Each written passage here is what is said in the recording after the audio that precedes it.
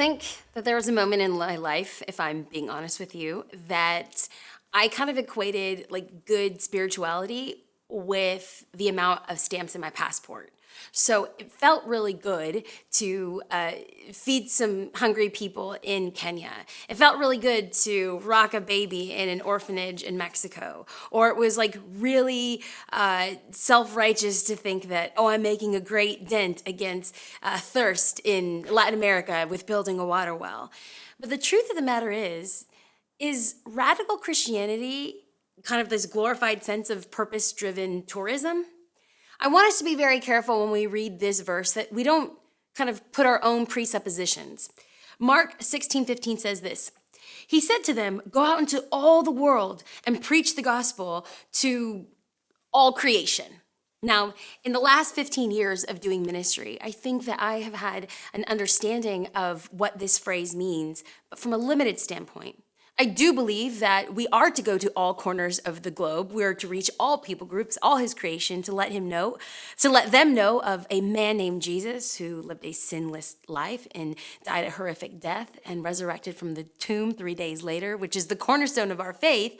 However, I think I kind of put it into the scope of go out to around the globe, meaning that let me grab my passport, pack a bag, and go to the other side of the world. And for those that have the luxury and liberty to do that, awesome. I still do that and I still love it. But I think I have a wider scope and understanding of when the Bible says to go out to all the world, that could mean across the street. That could mean to your neighbor. That could mean to across the hallway to your coworker, and to begin to have life-changing conversations without having to have a passport. There's no passport required to pursue the call of God upon your life. Now, yeah, sure, it would be cool to like Instagram a picture of us in Guam with a coconut in one hand and a Bible in the other. But the truth of the matter is that we've kind of glorified that as missions rather than instead of going on mission, we live on mission.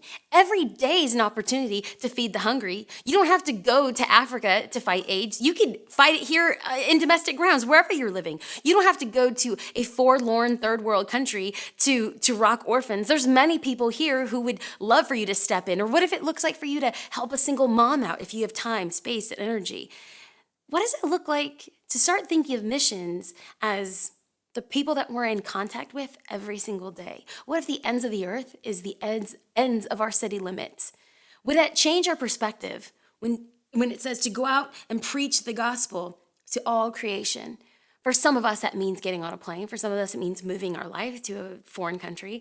But for most of us, it's thinking every day that we're not going on a missions trip. We are living on mission. So as you head out in this week, I want us to have that framework be kind of our barometer, our vetting process, if you will. Am I thinking of my life living on mission? Whatever you're doing, wherever you're at, wherever your income comes from, whatever job that you have or job that you don't have, that doesn't preclude you from preaching the gospel to all creatures across the earth. So go well and live on mission this week.